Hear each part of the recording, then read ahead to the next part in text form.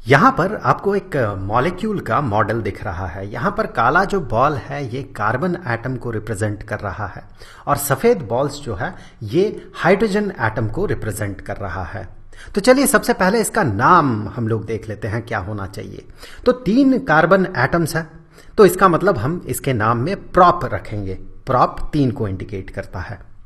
और चूंकि सारे कार्बन सिंगल बॉन्ड से जुड़ा हुआ है और साथ में हाइड्रोजन जुड़ा हुआ है, सिर्फ और सिर्फ हाइड्रोजन एटम है, तो हम सिंपली इसके बाद ANE जोड़ देंगे। इसका नाम हो जाएगा प्रोपेन। अब देखिए, अगर मान ले कि यहां पर कोई और फंक्शनल ग्रुप आता है, मान ले कि फ्लोरीन आता है और फ्लोरीन आके यहां से एक हाइड्रोजन एटम को सब्स्टिट्यूट कर देता है, तो इसका नाम हो जाएगा फ्लूरोप्रोपेन। अब ये है फ्लूरोप्रोपेन, एक हाइड्रोजन को फ्लोरीन एटम ने रिप्लेस कर दिया। तो क्या ये जो फ्लूरोप्रोपेन है इसका स्ट्रक्चर हमेशा ऐसा ही होगा?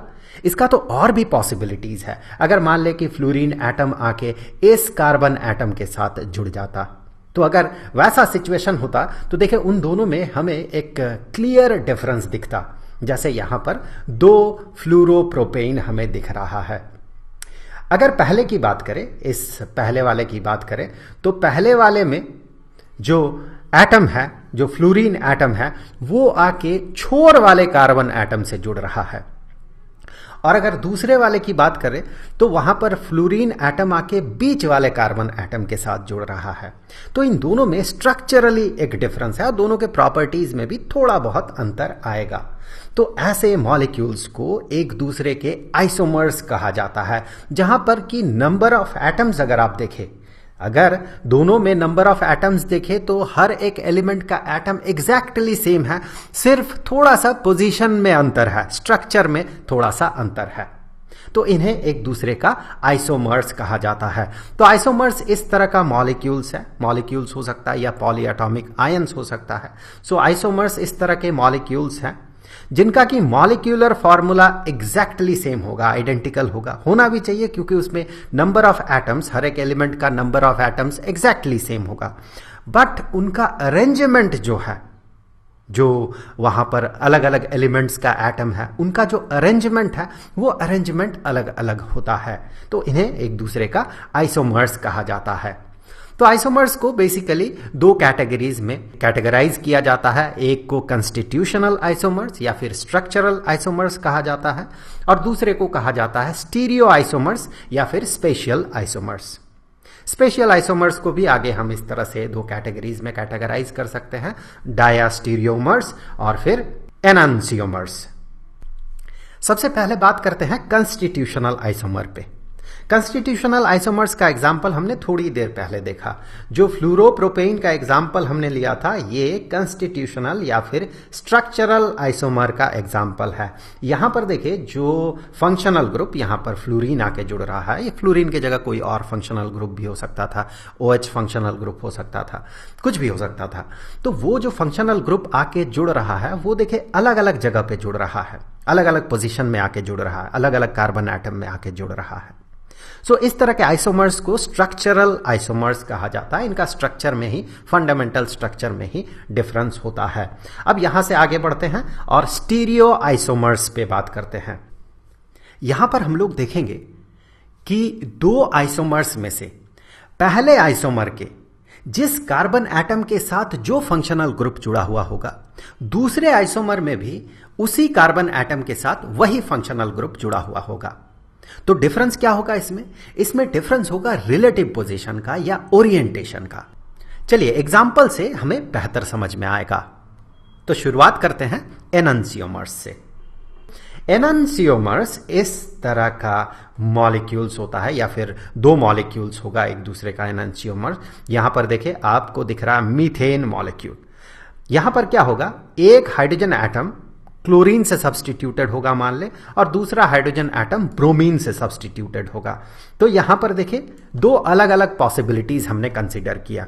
यहां पर मान ले कि ये क्लोरीन है और ये ब्रोमीन है, मान ले क्लोरो ब्रोमो मीथेन है ये। यहां पर ये ब्रोमीन है और यहां पर ये क्लोरीन है। यहां पर आपको एक बेसिक फंडामेंटल डिफरेंस दिखेगा 2 मॉलिक्यूल्स में।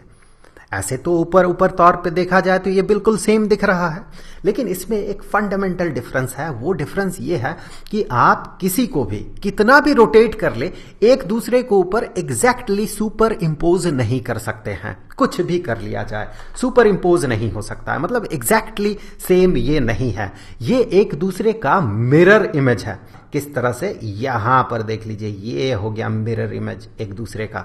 यहां पर अगर मिरर रखा जाए तो देखिए एग्जैक्टली इसका इमेज यहां पर बनेगा। सो एक दूसरे का ये मिरर इमेज होता है और इन्हें एनंसियोमर्स कहा जाता है। कितना भी इसे रोटेट कर लिया जाए, आप इसे कितना भी रोटेट कर ले, देखिए इस तरह से रोटेट करते हुए हम एक दूसरे के बिल्कुल बराबर हम कभी नहीं कर सकते इसे।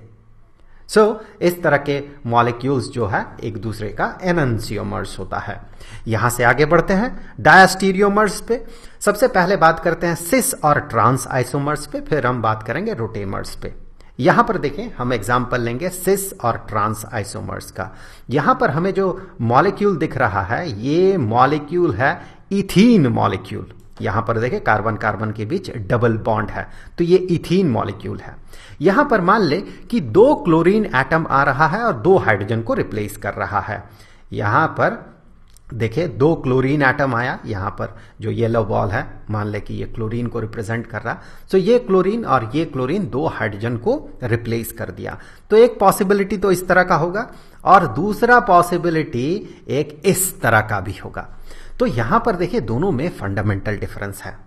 दोनों में फंडामेंटल डिफरेंस आपको दिखेगा क्लियरली कि यहां पर इस बॉन्ड वाले आप प्लेन में देखिए, बॉन्ड वाले प्लेन के रेस्पेक्ट में देखें तो दोनों क्लोरीन एटम जो है इस प्लेन के एक ही साइड में सिचुएटेड है।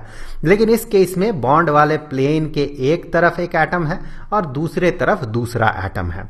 ये जो पहला वाला मॉलिक्यूल होगा इसे हम कहेंगे डाइक्लोरोइथीन, लेकिन ये उसका सिस आइसोमर होगा।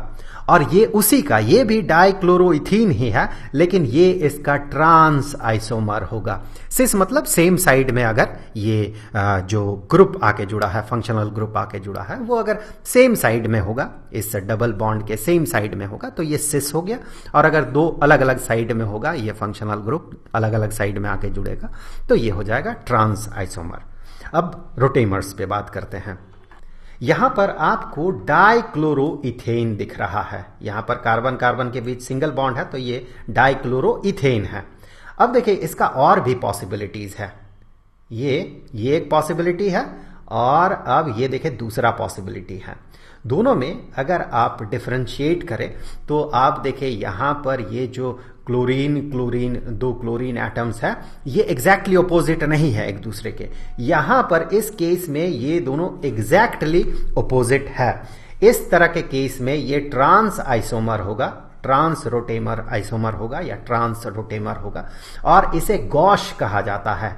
इसे गॉश कहा जाता है, गॉश आइसोमर। तो अब जाते जाते मैं आपको बता दूं कि इस पूरे चैप्टर का जो प्लेलिस्ट है, दैट मीन स्टैंडर्ड 10th के लिए कार्बन एंड इट्स कंपाउंड, उसका लिंक आपको नीचे डिस्क्रिप्शन बॉक्स में मिल जाएगा।